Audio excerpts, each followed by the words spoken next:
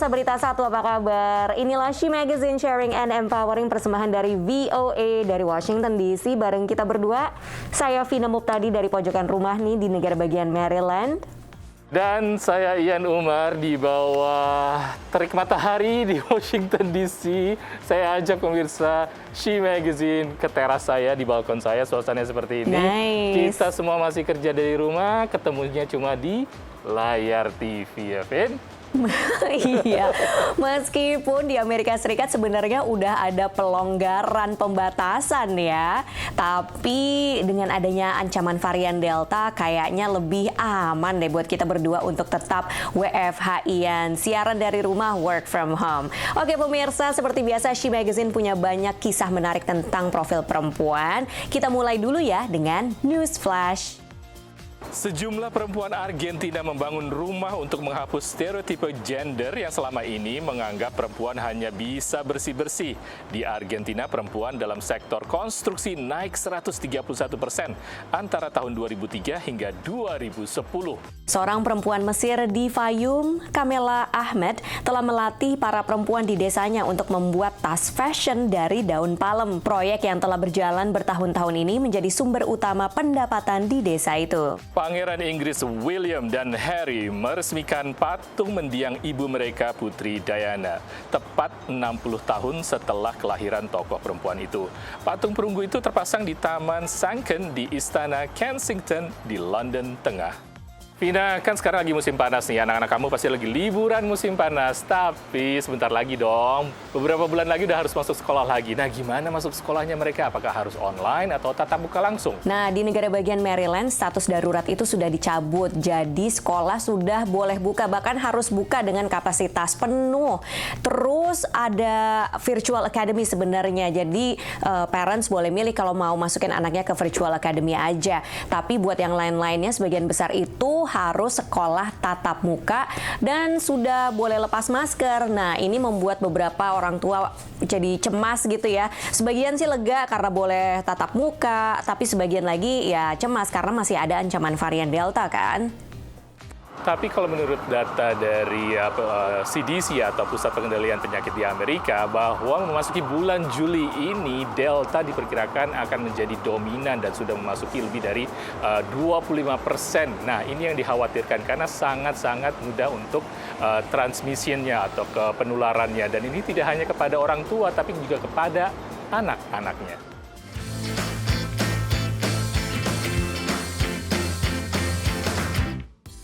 Di Indianapolis, negara bagian Indiana, varian Delta virus corona yang kini ditemui di praktis seluruh Amerika Serikat menyebabkan kecemasan tersendiri, termasuk bagi ibu seorang balita yang putranya seharian berada di tempat penitipan anak. We try to ask everyone that we're around in person, if they've been vaccinated and if they've been sick lately, if they've been tested. Varian Delta terutama menjadi ancaman bagi kaum muda yang belum tervaksinasi dan menciptakan lonjakan kasus positif COVID di negara bagian tak terlalu jauh dari Indiana, Missouri. I feel like a lot of people, even as daycare, seems to not really acknowledge the variant yet, that it's here or an issue, but it's here, it's in Indiana. The talk of the new variant it's pretty scary, especially because he's in that age group that just can't be vaccinated yet. Kecemasan serupa dirasakan orang tua siswa sekolah, meski awal tahun ajaran baru masih beberapa bulan lagi. I am slightly concerned about my kids going back without masks or being around classmates without masks. I'm going to ask my children to wear their masks while they're at school. Teresa sendiri memiliki gangguan kesehatan dan sudah tervaksinasi. Begitu juga putri pertamanya. I know that my teenager is vaccinated, but my small children aren't, obviously, and so what are they going to bring home to their grandparents or to me? Pada saat yang sama, ia memahami pentingnya kegiatan belajar kembali berlangsung secara tatap muka. My daughter, she's going into middle school and she got great grades this last year, but I know that she is behind. Kegelisahan serupa dirasakan banyak orang tua lainnya di penjuru Amerika Serikat. Di Amerika Serikat saat ini, kesempatan vaksinasi terbuka bagi seluruh warga usia 12 tahun ke atas. Dengan demikian, sebagian siswa sekolah menengah telah tervaksinasi. Bahkan semakin banyak akan tervaksinasi penuh begitu tahun ajaran baru dimulai. Untuk anak usia di bawah 12 tahun, saat ini vaksin masih dalam tahap uji klinis. Tapi salah satu produsen yaitu Pfizer setidaknya mengaku optimis bahwa izin penggunaan darurat bakal diperoleh dari regulator setidaknya pada September. Hingga persetujuan diberikan, orang tua tetap akan resah. Of course, there will always that will always be a concern. It's not left lightly on any of us. Again, trying to follow the science and trust the guidance of the CDC. We are leaning towards entering next school year, making masks strongly recommended for anybody, and that includes students that have not been vaccinated. Menurut Randy Harrison, mayoritas guru dan staf, hampir 90% di wilayahnya, telah tervaksinasi melawan COVID. Sementara bagi siswa, pilihan menjalani vaksinasi sering tergantung pada orang tua. Needing to wear masks, requiring the vaccines, I feel like in a similar way that healthcare does, would actually be really beneficial, especially when they can't be vaccinated right now. We want to go back to normal life, but we've got to be careful or else we're going to go right back on lockdown. Orang tua maupun pengajar kini menanti perkembangan selanjutnya terkait varian Delta. Apakah akan teratasi seperti COVID secara umum di Amerika atau memicu lonjakan kasus pada libur musim panas saat ini? Dari Washington DC, Nova Purwadi dan tim VOA. Sekarang ini di Amerika Serikat sedang dilakukan uji coba vaksin terhadap anak-anak usia di bawah 12 tahun. Harapannya kalau sudah disetujui bisa langsung disuntikan secepatnya bulan September tahun ini. Pasti udah gak sabar ya anak-anaknya karena pengen main dengan anak-anak yang lain. Itu kayaknya alasan utamanya. Oke pemirsa, jangan kemana-mana. She Magazine akan kembali setelah yang satu ini.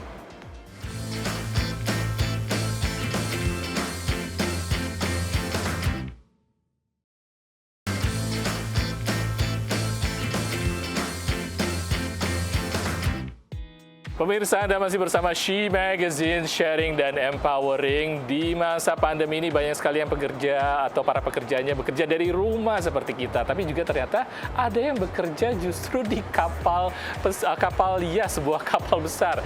Dia adalah Ika Permatasari Olsen, perempuan berusia 30 tahun asal Surabaya ini justru mempunyai cara yang berbeda selama pandemi ini. Asik ya, unik gitu kan. Memang selama 2,5 tahun ini hidupnya dihabiskan di sebuah kapal yacht bersama suami. Nah, hari-harinya si Ika ini ya selain mengarungi samudra, tapi juga masih bisa bekerja jarak jauh dan juga nih baru-baru ini dia banyak menghabiskan waktu untuk membersihkan plastik-plastik dari pantai Norwegia.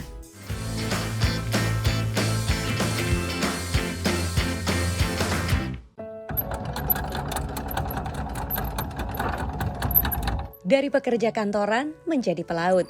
Kehidupan ini dijalani oleh perempuan asal Surabaya, Ika Permatasari Olsen. Hidup di atas kapal yacht dan berpindah-pindah tempat atau nomaden dimulai sejak 2018 bersama suami Øyvind Olsen, seorang warga Norwegia. Si Pak Olsen ini sudah lama tinggal di yacht dan dia juga sudah keliling-keliling, terus dibilang, kenapa kita nggak liburan ke yacht aja, kan gantian, dibilang gitu. Akhirnya oke, let me try. Rute perdana yang ia lalui dari Barcelona ke Mallorca, perjalanan itu ditempuh selama 30 jam dan penuh tantangan. It was very strong wind and I didn't know that. Jadi satu hari, satu malam itu mabuk laut, nggak bisa bangun. Sampai ke tempatnya itu, aku udah gini, udahlah aku mau balik ke Barcelona, aku mau terbang balik ke Barcelona aja lah. Tapi Øyvind terus membujuknya dan Ika setuju untuk mencobanya sekali lagi. It was a little bit better weather, so we went and she started liking it. Agreed to do it a little bit more, one more week, one more month, and then finally, no, I can't get rid of her. She's stuck on the boat.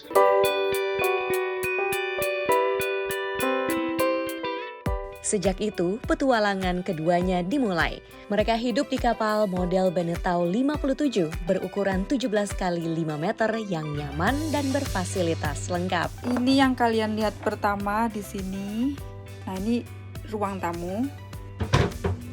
Nah, ini bed kita.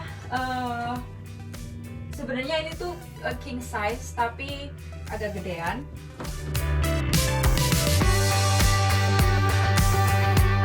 Ini adalah kompor yang bisa goyang. Jadi kalau misalnya kita sailing, unlock, terus jadi bisa goyang ngikutin gerakannya.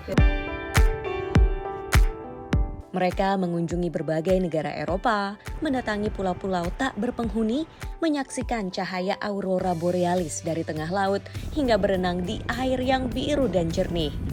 Namun, ibarat ombak, perjalanan mereka penuh pasang surut. Karena kita terjebak badai itu bukan sekali dua kali, yang bikin aku mikir mau nggak mau aku harus belajar untuk nyetir karena cuman kita berdua. So look at the rudder and start turning left. Berkat didikan suami yang lebih berpengalaman, kini Ika sudah terampil mengemudikan kapal. Dia juga bisa merencanakan rute, menguasai navigasi, dan merawat bagian-bagian kapal. She is an expert sailor. She's good. We are working very good together as a team. Coming into the harbor, which is normally the harder part, I'll do the behind the wheel and steer the boat, and she's very good with handling the ropes and do the mooring part. Jika tidak sedang memegang roda kemudi, Ika bekerja jarak jauh untuk sebuah perusahaan piranti lunak milik Singapura yang memiliki cabang di Surabaya.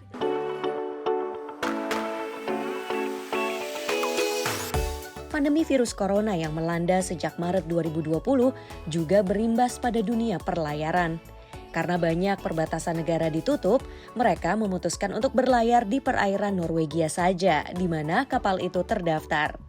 Sejak Agustus 2020, Ika bergabung dalam organisasi nirlaba In the Same Boat yang bertujuan membersihkan limbah plastik dari pulau-pulau dan pantai-pantai di Norwegia. Kita sailing dari coastline ke coastline di Norway, satu coast to coast di Norway untuk bersih-bersih sampah karena di beberapa area, di banyak area di Norwegia, apalagi pulau-pulau terluar di Norway itu tidak ada jangkauan jalan dari darat. Jadi tidak ada sesuatu yang bisa menjangkau ke sana. Satu-satunya yang bisa menjangkau ke sana itu pakai kapal.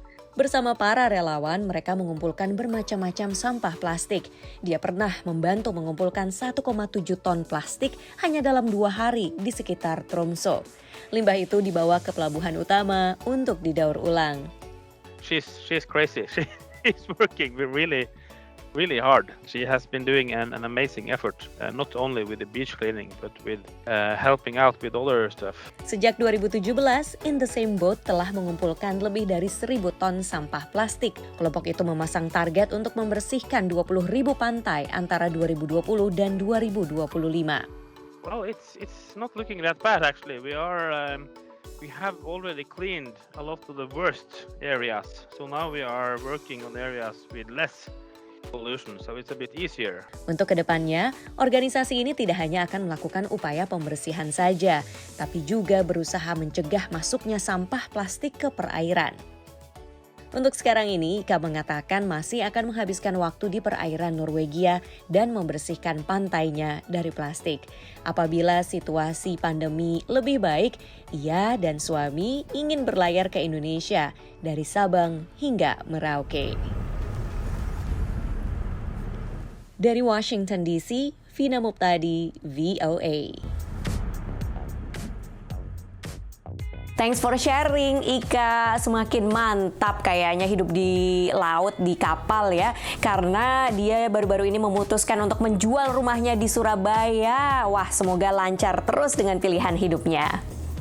Itu jauh sekali ya dari orang-orang, kayaknya aman sekali untuk masa pandemi ini di atas kapal. Menarik sekali kisah Ika ini. Oke pemirsa, masih ada cerita-cerita lainnya hanya di She Magazine, sharing dan empowering.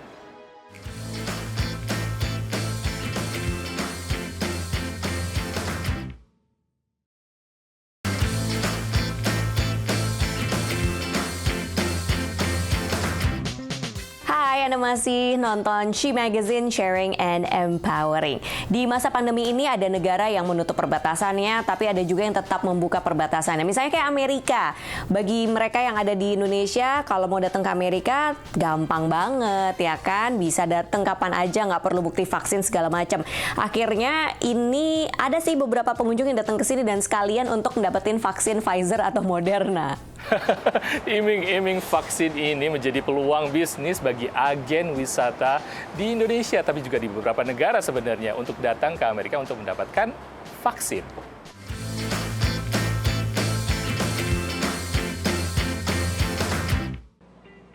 Melimpahnya vaksin di Amerika Serikat membuka kesempatan bagi wisatawan asing untuk memperoleh vaksin dengan mudah, termasuk wisatawan dari Indonesia. Memang anak saya kuliah di sini. Dengan berbagai pertimbangan gitu, ya udah karena kita memang ada niat juga untuk nengok anak, lalu kita kayaknya sekalian aja deh nanti di sana gitu. Bersama dengan suami dan anaknya, Suli mendapatkan dosis pertama vaksin Pfizer 2 hari setelah mendarat di Amerika Serikat pertengahan Juni lalu. Itu udah tanya-tanya dan memang dapet infonya tuh gampang kok apa segala macam gitu, tapi dalam prakteknya ternyata segampang itu gitu. Sementara Angki pada bulan Maret lalu mencoba peruntungan dengan vaksin Johnson & Johnson yang hanya butuh 1 dosis sebelum bertolak ke Indonesia dari kota New York. Kebetulan saya memang liburan ke sana dan kebetulan juga pemerintah di sana memang mendorong turis untuk vaksin. Karena saat itu saya setiap hari reguler sama teman tuh selalu nge-refresh. Sempet tuh kayak 3-4 hari tuh memang belum dapat. Sedikitnya 24 negara bagian menyediakan vaksinasi tanpa syarat domisili, menurut data Kaiser Family Foundation. Agen perjalanan di Indonesia menangkap kesempatan ini sebagai peluang. Memang responnya tuh juga sangat bagus gitu. Selain dari vaksin itu memang banyak juga wisatawan yang memang mereka tuh udah pengen liburan. Gitu. Paket wisata yang ditawarkan berkisar antara 8 juta rupiah hingga 52 juta rupiah. Yang pasti levelnya tuh middle up ya, yang mengambil paket tur vaksin ini gitu, middle up, dan rata-rata memang usianya juga sekitar di atas 40-an ya. Melimpahnya vaksin di Amerika Serikat juga terdesak tanggal kedaluarsa vaksin. Sejak April lalu, Pusat Pengendalian dan Pencegahan Penyakit Amerika Serikat atau CDC melihat adanya penurunan permintaan vaksin di sejumlah negara bagian. Dengan 3 jenis vaksin yang diizinkan penggunaannya oleh BPOM AS, yaitu Pfizer, Moderna, dan Johnson & Johnson, jumlah dosis vaksin yang akan dikembalikan karena kekurangan peminat berpotensi mencapai jutaan dosis. Sekalipun menggiurkan, ahli kesehatan pariwisata mengingatkan protokol kesehatan harus jadi prioritas wisatawan vaksin.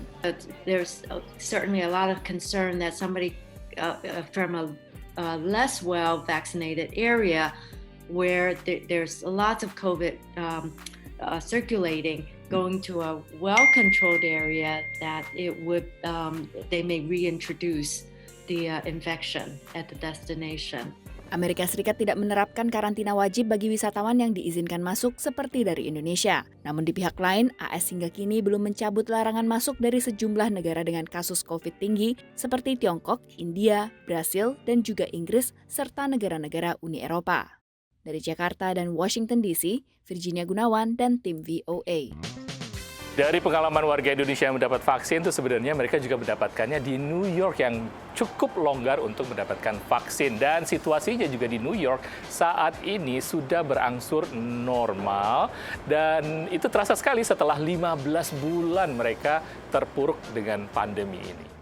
Nah, bisnis-bisnis juga udah pada bangkit dan mereka juga dapat bantuan dari pemerintah kota setempat yang meluncurkan program untuk membantu UKM-UKM ini. Tapi sebagian warga menanggapinya dengan masih waspada nih karena merasa pandemi ini belum usai loh, dunia belum sembuh katanya. Langsung aja kita lihat liputannya.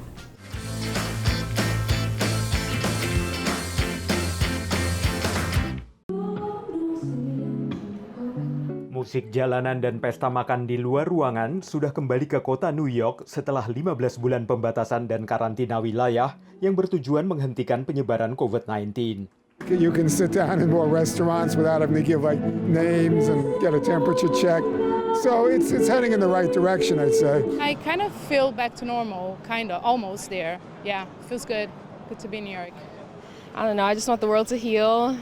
Thought I could make it better. I had time to kill, so I was like, why don't I come outside and, try to make some sounds, spread some love, Festival musik dan pasar kaget produk pertanian serta acara lainnya kembali hadir setelah 1 tahun terpaksa tidak aktif. Union Square disesaki pengunjung. Di sini masih ada tanda menjaga jarak 2 meter, meski otoritas kota telah mencabut aturan jaga jarak dan pembatasan pandemi lainnya yang diberlakukan sejak Maret 2020. Hingga akhir Juni kemarin, jumlah warga kota New York yang dites positif COVID-19 adalah yang terendah sejak pandemi melanda. Di negara bagian New York, lebih dari 20 juta dosis vaksin telah diberikan. 9 juta di antaranya untuk warga kota New York. Meski pembatasan dilonggarkan, namun masih banyak orang yang memakai masker bahkan saat berada di luar ruangan. Even as I walked down the street, people said they lifted the restrictions, but I was like, I can wait a day or two. You don't know who's vaccinated, who isn't vaccinated, you know, all of that. It's in flux. So no, I think we have a good ways to go. Meski musim panas saat ini sangat terik, pedagang kaki lima ini tetap memakai masker untuk menjaga keselamatan mereka sendiri dan ketenangan pelanggan. We just back to work, but the life is not back like normal. It need time to be okay. Survei Partnership for New York City menunjukkan hanya 62% pekerja kantoran di Manhattan akan kembali ke kantor pada bulan September, dan mereka hanya akan bekerja di kantor paling banyak 3 hari seminggu. Hampir 40% pekerja kantoran mengatakan akan mengundurkan diri bila mereka tidak bisa bekerja dari rumah beberapa hari dalam seminggu. Juga masih ada kekhawatiran tentang keselamatan saat menggunakan transportasi umum. It's hard. Yeah, getting on the subway and walking around, even though I know the restrictions are lifted and we're outside, I still sometimes feel a little guilty even though I know I'm fine. Otoritas New York telah meluncurkan program untuk membantu usaha kecil yang terpukul pandemi bisa buka kembali. Program senilai $11 juta yang disebut NYC Business Quick Start ini bertujuan membantu sekitar 50.000 usaha kecil secara cepat tanggap dan memangkas waktu pengurusan hingga 50%. Dari Arlington, Virginia, saya Helmi Yohanes dan tim VOA. Pemirsa, situasi seperti itu juga terlihat di negara bagian Maryland tempat saya berada seperti sekarang ini. Kalau saya jalan keluar gitu ya, saya lihat ada banyak orang yang sudah pede melepas maskernya karena sudah divaksin penuh. Ada juga sebagian yang meski sudah divaksin mereka masih tetap pakai masker karena khawatir dengan ancaman varian Delta. Jadi terserah masing-masing. Kalau buat saya karena Delta ini masih juga dikhawatirkan, tetap saya harus pakai masker, terutama kalau misalnya bertemu dengan orang-orang yang tidak bisa menjaga jarak. Gimana pemirsa She Magazine, mudah-mudahan informasinya banyak diserap dan menjadi tambahan ilmu buat kita semua dan informasi. Saatnya kita buat pamit, saya Ian Umar dari teras saya di Washington DC. Dan saya Vina Muptadi dari pojokan rumah saya di negara bagian Maryland. Semoga kita bisa terus semangat ya WFH ataupun sekolah dari rumah hingga pandemi ini selesai. Dan sampai jumpa lagi pekan depan hanya di She Magazine, Sharing and Empowering.